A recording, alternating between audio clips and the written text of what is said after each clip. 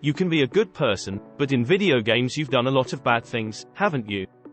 And today we're going to talk about bad things that basically everyone did in the games, or especially if you played these games, right? Things that we may not be so proud of, but we say we did. Why? Why not, right? Let's talk about it here. Don't forget to leave your like, subscribe to the channel and click on the first link in the description for you to participate in a Play 5, okay? Leave that like, subscribe to the channel and come with me, guys. Let's start with the Elder Scrolls V Skyrim. A classic magic of this game is the incredible Fus Ro Dah. Or fuzz, because sometimes you drop the fuzz, and this skill here you throw people, objects, enemies when you use it. There are 3 levels there, and you give the fuzz to the fuzz to run, that throws people away, and you have companions in the Elder Scrolls, and you already know where I want to get hit. The first stone who never caught Lydia or any companion in Skyrim and stuck the fuzz to run high up a mountain precipice. It's wonderful. It's satisfying to see everyone has tried this here. The NPC already be looking with that face, seeing you give that quick save. Why is he looking at me and giving the quick save? You will be with the fuzz to run there and the animal flies. It was wonderful. You saved before doing this and then you came back as if nothing had happened.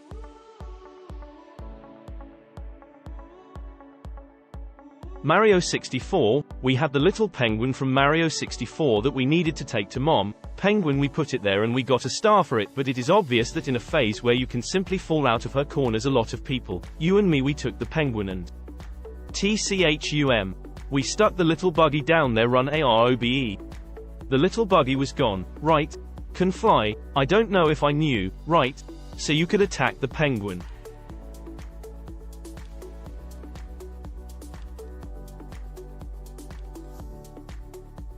I think everyone has already done this in the Mario 64 phase, right? Hold the little penguin and play to see what was going to happen, right? However, man, there is a channel there, right? Which was called Slip Slides. He did some tests showing what actually happens when the little penguin falls there. When you attack him there, because you don't see it because of the camera, but basically he falls, he doesn't die, he stays there, and then he is teleported to his spawn point there, right? So, he die. If you fall from there, you die, the penguin doesn't. Nintendo there, helping the animals.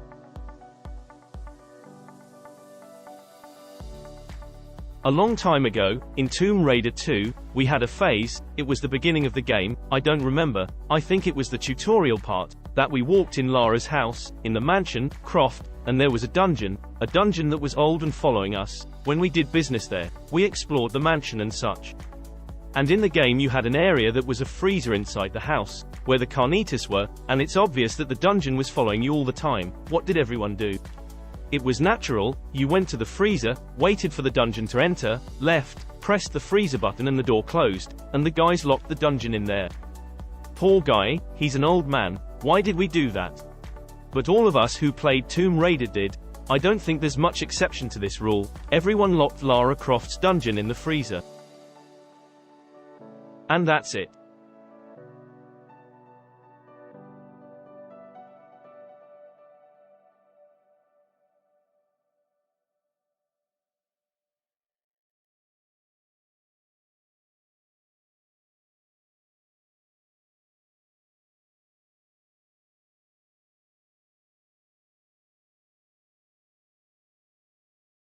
The Sims, bro, who plays The Sims to create a little family, to create little dolls. I play The Sims is to cause and do evil. This is the goal of playing The Sims. And in the older The Sims, right? I don't know if it's possible to do this in the current ones, but I think it was 1 or 2, it was already possible to do it too. I don't know, I played The Sims 1, man, in 1998, very old, but I think it was in 1 too, anyway. You had a pool in the game, you had a pool there in The Sims, and you could call people to swim in the pool, right? And then, however, what did you do?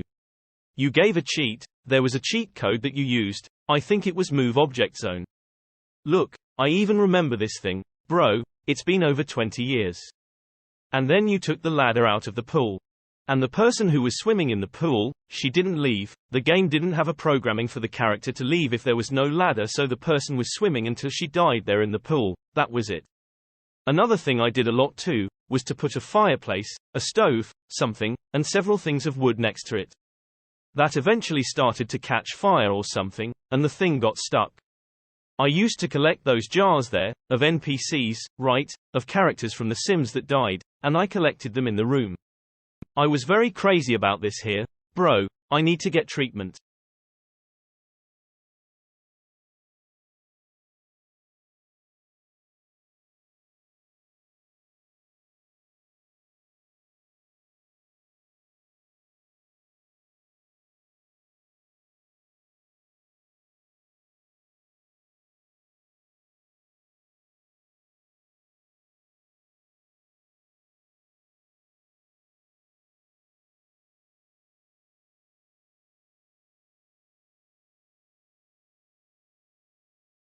Messages trolled in Dark Souls.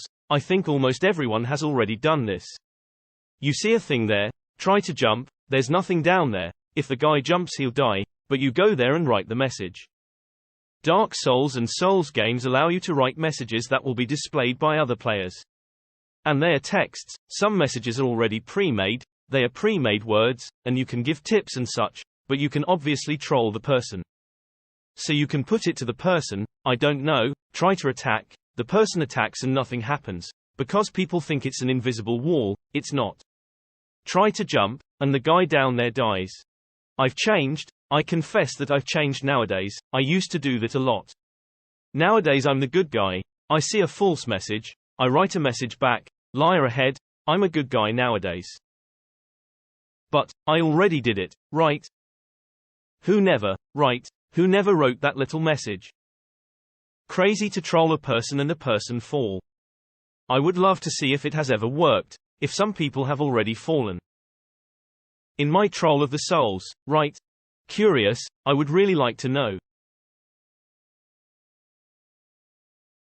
Zelda Tears of the Kingdom was released with a very interesting tool, which is the fact that you can glue things together and do creative things, and you find the Koroks, which are the Zelda's little animals, and they're collectible, so you have to help them. Sometimes a Korok says, my little friend is on the other side, and then you have to find a way to get the Korok to the other side. However, the guys did a lot of very creative things to just end the Korok's life. Poor Korok, the guys threw. Put them there, the guys created a little barbecue there and put the Koroks there in the fire. The guys did everything with the little animals. Poor thing, the little animals are immortal. Nothing happens to them, but it's very creative, the way the guys arranged it to finish the little animals, poor thing, to simply make things get really bad for them, and everyone tried once here, played TOTK there, give a troll, throw the little animal far away there to see if you really hit poor thing, right? Without security, without epi. Last but not least, we have Rollercoaster Tycoon. This game is a fun park management game. If you know where you want to go, you can put several attractions in the park. There was a roller coaster that I played. I don't know if everyone can do it like that, but you could put an animal attraction, and my fun in this game was that. Call people to the park, and somehow get these animals out. They ran after people. People ran away from these animals. I think it was a tiger and a lion. It was wonderful. My fun in the game was that. It was not to ride a roller coaster, it was to release the animals from the zoo and let them hunt the NPCs. But you could also do several things, create a totally buggy roller coaster. Completely screwed. The thing flew and everything went wrong. It was just evil, 100% evil. It was amazing, and it's another game that people just used. And to not do the right thing, like, doing the right thing was optional. And my dear, basically this is the video. Leave here in the comments the games that you already did a lot of evil things that I didn't mention here. And that's it, a big kiss, a big hug, a kiss on the butt, until next time. And bye.